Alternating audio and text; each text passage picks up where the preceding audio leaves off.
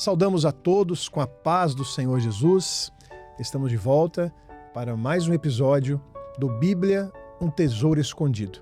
Se você está participando pela primeira vez deste programa, o propósito deste programa é fazer um passeio panorâmico, com um voo de helicóptero, podemos dizer, sobre a Bíblia, livro por livro, nos seus capítulos e pontos específicos, para descobrirmos aquilo que Deus tem para a nossa vida espiritual, para os ensinamentos do dia a dia e nosso relacionamento com Deus. Eu quero saudar aqui os pastores que estão conosco, o pastor Fernando e o pastor Diniz, a paz do Senhor. A paz do Senhor Jesus. Paz do Senhor Jesus. Hoje nós vamos falar um pouco sobre os capítulos 7 e 8, aqui do livro de Deuteronômio. Eu gostaria de ler no capítulo 7, 2 versículos, para iniciarmos a nossa conversa. O versículo 9 e 10 diz assim: Saberás, pois, que o Senhor, teu Deus, é Deus fiel, que guarda o conserto e a misericórdia até 1000 gerações, aos que o amam e guardam os seus mandamentos, e dá o pago em sua cara a qualquer dos que o aborrecem, fazendo-o perecer. Não será remisso para quem o aborrece, em sua cara lhe pagará. Pastor Diniz, aqui nós vamos encontrar Deus fazendo uma separação, uma distinção entre o seu povo e os demais. Não é isso, pastor Diniz? É interessante ele falar que Deus é Deus fiel. Deus fiel. A verdade é que as pessoas dizem todos são filhos de Deus. Não é verdade bíblica. Todos são criaturas de Deus.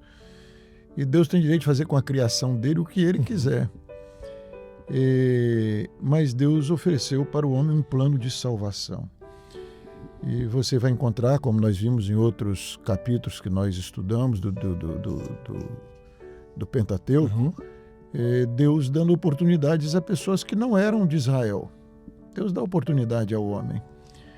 Mas você vai ver nesse capítulo Deus condenando os cananeus. E parece que Deus é um Deus mau, é um Deus severo.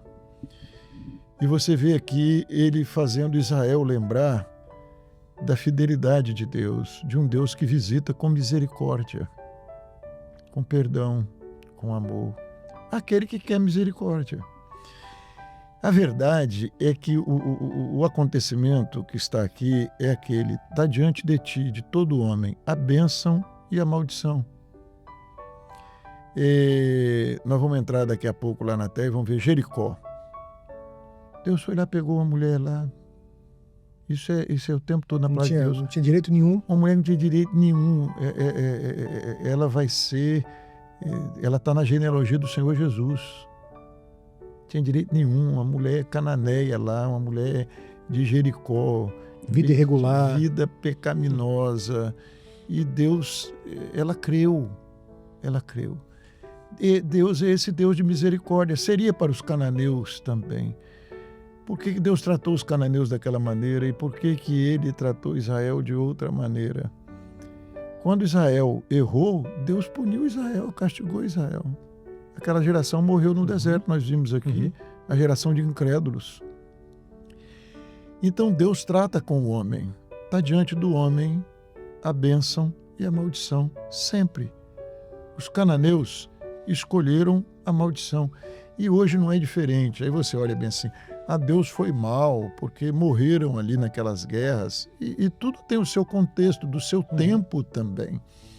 Mas morreram crianças ali naquelas guerras. Olha, hoje está morrendo muita criança por causa da incredulidade dos pais. É um filho que vai morrer nas drogas, que enveredou pelo caminho das drogas por causa da dureza do coração dos pais. Está morrendo do mesmo jeito, o juízo está aí. São escolhas e consequências. Quando você escolhe o Senhor, você escolheu a bênção. O Senhor diz: escolha, pois, a bênção para que vivas. Deus é Deus fiel, Deus é Deus de misericórdia. Olha, até 1000 gerações se estende a misericórdia dele. Ele é esse Deus. Agora, o homem tem de saber que a sua escolha tem consequência.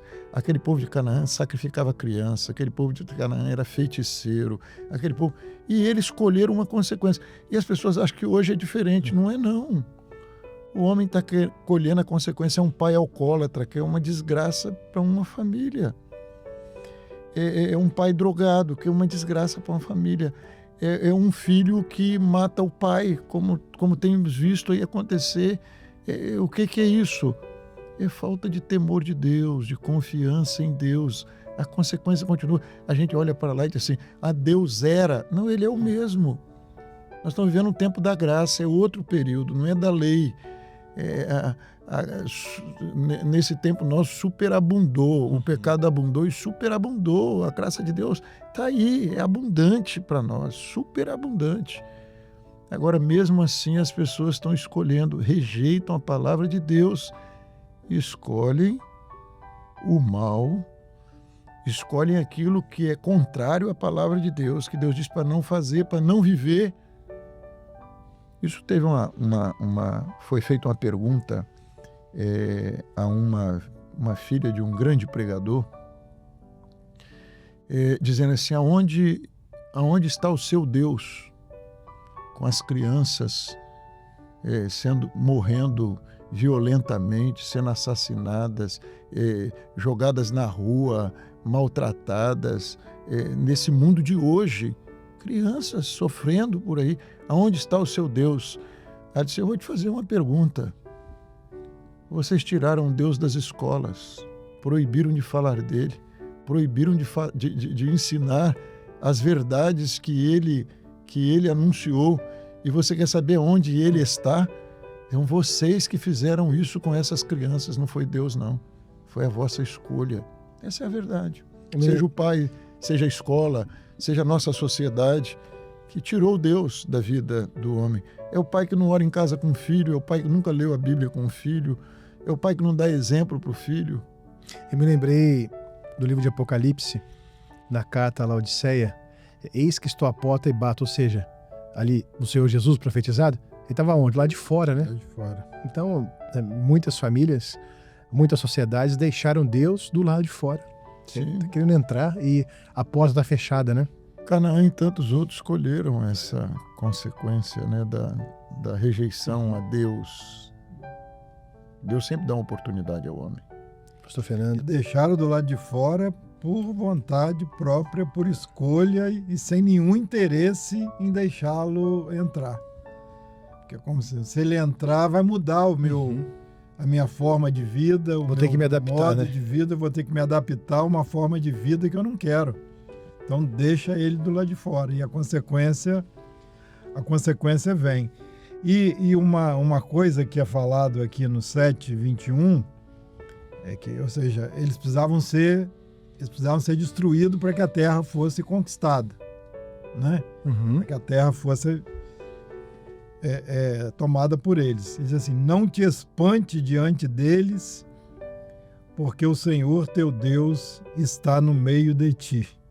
Deus grande e terrível. Às vezes a gente se esquece disso nas nossas batalhas, né? As pelejas que se levantam naquilo que vem contrário, seja físico, seja espiritual, seja na vida secular, seja no trabalho, seja na família. Quando se levanta uma força contrária, uma ação contrária, uma oposição para destruir, para roubar aquilo que Deus nos tem dado, às vezes a gente se esquece do Deus que está conosco. Como diz o rei lá, né? Maior é o que está conosco do que o que está com eles, né? Então, às vezes a gente se esquece disso, e a palavra aqui de Moisés diz assim, não te espantes diante dele, porque o Senhor teu Deus está no meio de ti, ele não está do lado de fora, ele não está longe, ele não está, né, atrás, ele está no meio, então ele é Deus. Não é um Deus indiferente. Né? E aquilo que a palavra diz, né? E o seu nome, quando estava falando de Jesus, era Emanuel, que é Deus conosco. Então, a gente precisa espantar com nada, porque ele está vendo tudo. Ele está no barco, a tempestade está aí, mas ele está no barco, né? A batalha está aí, mas ele está no meio, ele está presente, ele não esqueceu de nenhum de nós, daqueles que são fiéis a ele, Ele guarda, Ele cuida, e Ele é Deus grande e Ele é terrível. Né? Então não precisa ter medo e nem se espantar com nada. Veja uma coisa, a misericórdia desse Deus, né? Fugindo aqui um pouquinho do texto, mas só para ilustrar. O que teria acontecido com esses cananeus se eles tivessem feito igual Raabe? Quando Raabe ouviu, ela creu. A atitude dela foi porque ela creu. Esse Deus tirou esse povo do Egito, esse povo forte. Deus abriu o Mar Vermelho. É Deus, esse Deus é Deus. O Deus que nós estamos servindo não é Deus, esse Deus é Deus. Aí você vê Nínive. Nínive tinha uma condenação sobre ela. Jejuou, chorou, se arrependeu, vestiu de saco cinza. Deus poupou Nínive. Deus teria poupado esse povo se houvesse um arrependimento sincero. Se largassem a idolatria deles, os pecados deles, a vã maneira de viver, eles iam colher uma bênção. A consequência seria a bênção. Mas eles mantiveram o coração deles endurecido e colheram. E como eu falei, isso não é diferente hoje, não. Parece que é. Não, Deus não mudou, não. Está aí diante do homem. Ele continua sendo o Deus de misericórdia. Se você buscar misericórdia, você vai encontrar misericórdia. Amém. O capítulo 8 tem um versículo que eu gosto dele, acho interessante, que é o versículo 2. O pastor Fernando fala assim: e te lembrarás de todo o caminho pelo qual o Senhor, teu Deus, te guiou no deserto esses 40 anos. E agora, interessante, para te humilhar e te tentar, para saber o que estava no teu coração, se guardarias os seus mandamentos ou não. E te humilhou e te deixou ter fome e te sustentou com maná, que tu não conheceste, nem teus pais o conheceram, para te dar a entender que o homem não viverá só de pão, mas que de tudo que sai da boca do Senhor viverá o homem. Que texto maravilhoso. Jesus citou, né? Jesus citou esse versículo na tentação. O livro de Deuteronômio é um dos livros mais citados, né, no Novo Testamento, principalmente nos 4 evangelhos de Jesus. Foi o livro que ele mais citou. E esse início, né, e te lembrarás de todo o caminho pelo qual o Senhor teu Deus te guiou. É bom quando a gente para e fica lembrando, né, amor? Quando você fica lembrando do seu chamado, quando você fica lembrando as primeiras experiências. Das provas que você passou, dos ensinos das também. batalhas que vieram, né? De como o Senhor te sustentou. Você achava assim, rapaz, agora não tem mais jeito, né? Mas aí vinha, o milagre acontecia, a porta se abria, a bênção vinha, né? Você, as suas funções na igreja, diante de um problema que se levantou, que você não sabia o que fazer, mas aí do nada vinha, né, a resposta do Senhor, a ação do Senhor. É muito bom, às vezes, eu particularmente gosto, às vezes, ainda mais quando eu estou quieto em casa, tranquilo, assim, ficar lembrando, né, dessa jornada, todo esse tempo. E é muito bom, e tudo é para o crescimento, né? E tudo é para o aperfeiçoamento. Deus não fez isso à toa, foi para que Israel aprendesse ali quem era o Senhor que estava guiando, quem era o Senhor que estava conduzindo a vida deles, né? Te humilhou, te deixou com fome. Às vezes o Senhor permite passarmos por esses momentos, né? Mas Ele não nos abandona em tempo nenhum, né? E quando a gente se submete e entende que aquilo ali é o processo que nós estamos vivendo, né? Salvação como ato e processo, é a condução do Espírito Santo. A gente vai vivendo essas experiências e ela nos fortalece e ela nos dá força para que continuemos até entrarmos e possuirmos a nossa terra prometida, que ainda não entramos nela. Amém. Pastor Diniz? Eu gostaria de ler aqui o verso 14, assim: e não eleve o teu coração, e te esqueças do Senhor, teu Deus, que te tirou da terra do Egito e da casa da servidão, que te guiou naquele grande e terrível deserto de serpentes ardentes, de escorpiões, de secura, em que não havia água, tirou água para ti da rocha, do seixal. E aí vai falando, vai falar do maná e tudo, dizendo, não te esqueças, não foi você, não foi seu braço, não foi a sua força, foi o Senhor, não se esqueça disso. Gratidão. Amém. A vida do servo de Deus no passado e hoje tem de ter gratidão. Eu até, isso daqui é aquela história, né, que dos 10 leprosos, né? Mas não foram 10 que eu curei? E você sabe que a gente vê isso hoje? O sujeito pede bem assim, eu vou fazer um concurso, ore por mim. A igreja toda hora. A igreja ora. Aí ele passa no concurso, aí vai para a rede social dizendo, porque eu, e não põe ali, não dá uma glória àquele de quem é a glória. O justo vive da fé. Eu não estou dizendo que você não vai estudar, não vai se preparar para um concurso, que o servo de Deus é assim. Deus nos colocou como cauda, não, Ele nos colocou como cabeça. Você tem um esforço humano que é Mas válido, então faz o seguinte, não ora e não pede oração. O pai está internado, o filho está internado, aí pede oração. Aí depois que saiu do hospital, foi o médico. Vai lá botar na internet, nas redes sociais, olha o médico espetacular e tudo. E aí isso me lembra aquela situação de Ezequias lá com Babilônia. Mostrou todos os tesouros, se vangloriou e tudo mais, mas não deu ao Senhor a glória que era do Senhor. E o Senhor se entristeceu ali, porque Deus tinha operado cura, libertação, sustentado ele. E ele falou das riquezas, falou tudo dele, cheio de vaidade. O servo de Deus precisa ter gratidão no coração. Se você pediu oração, então glorifica o Senhor pela vitória. Não estou dizendo que você não tem mérito, não. Mas o justo vive da fé. Então você teve fé, você pediu oração, você orou, você buscou.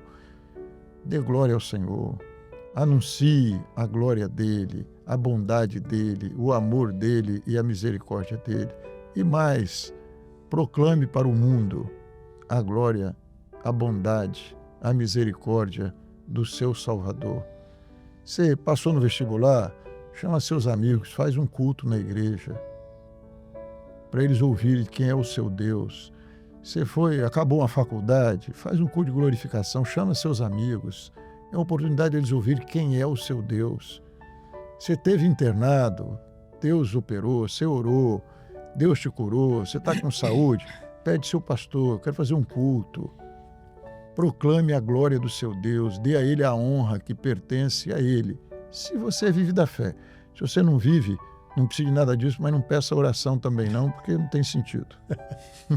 Muito bom.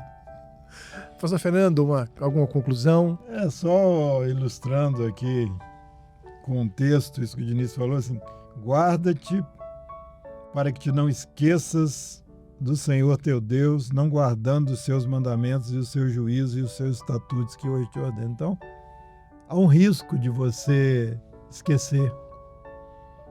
Há um risco, né? Então, a ênfase aqui, olha, guarda para que você não te esqueça. Não esqueça nunca disso que Deus tem. Não te esqueças de nenhum dos teus benefícios, Não né? te esqueça de nenhum dos teus benefícios, né? Então, é importante isso, porque é um risco da gente se desviar e achar que somos nós, que sou eu, que eu posso, que eu faço, que eu consigo, que eu conquisto, e não é.